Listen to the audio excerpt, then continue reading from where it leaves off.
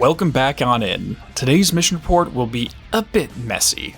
In Frequency Shift, the Firebreak teams are tasked with maintaining anti-exogenic mass equipment. Unlike previous reports, this one does not have a long history of neglect leading to the current situation. Instead, the lore about this mission is relatively recent. While the furnace was always around, the sticky notes were allowed to propagate and the leeches migrated from the city to uncharted territories, the exogenic mass is a brand new feature to the research sector. This is the name given to the pink goop that has overtaken this section of the research sector. As is usual, the Bureau's first reaction was to try and use the exogenic mass for their own purposes.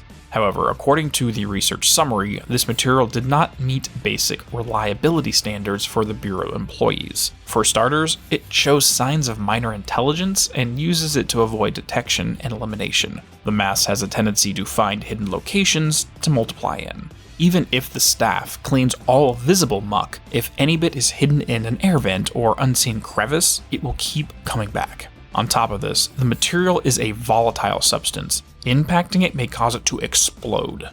In addition, it will adhere to any surface, making the potential use and risk of accidental detonation far too high to make use of. By the end, the research staff determined that exterminating this invasive material is the safer route. The material has been shown to stick to both Hiss and Firebreak crews. This condition is referred to as being, quote, pinked.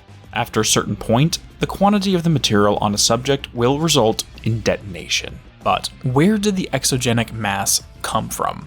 According to the incident report, this threshold opened as a result of the willful mishandling of altered item 55, the antenna loop radio, otherwise referred to as the ham radio. At this time, we do not have a containment or procedure report on the radio. However, we can piece together roughly how it works. Two things can be inferred. One, that it was contained by the FBC sometime between April of 2002 and March of 2004. We know this because AI-54 and AI-58, the Bremen basket and the Get-Well balloon respectively, are the two nearest numbers surrounding AI-55. The second detail is that by changing the frequency, one can either open doors to or simply create new thresholds. According to the disciplinary report, the writer specifies that it is a new threshold with a pending designation. Whether that means newly created or newly discovered is not clarified. Changing the channel or frequency would do so literally. One hypothesis about multiple realities is that they vibrate on different frequencies and therefore cannot interact. However, by changing AI-55's frequency, it would bring things in from somewhere else within the range of its sound. Once invited in, the exogenic mass spread. But why would this be played with at a time like this? Well, it could come down to the hopelessness of many of the survivors. Two research staff members went to the Panopticon and provided forged documents to check out the ham radio. Back in the research sector, they turned it on with the hopes that it would allow them to escape out of the oldest house. I would question the logic, considering there is no guarantee that they would make it back to their home reality instead of a random dimension, such as one occupied by this pink sludge. On the flip side, if they were successful, even this would be a bad thing. It would mean the creation of a stable portal outside of the building and allow anything contained within to escape. This literally could have led to the Hiss escaping among other dangers like the mold, remnants of the shadow, or even the exogenic mass itself. The only solution was very much like the Hiss: shut off the faucet, then clean up the mess. In the final region of Frequency Shift, the altered item itself can be found on the second floor.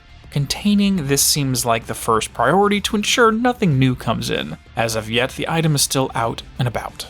If the regular staff are not able to contain it, this seems like an easy task for the director if her track record with Langston's Runaways is any guide. That being said, for now, keeping the equipment running seems like a short-term solution that the Firebreak staff is engaged in. It appears like the orders for all of these crises is maintenance rather than prevention. Anyway, that's it for today's mission report on Frequency Shift. See you next time when we get to freezer duty.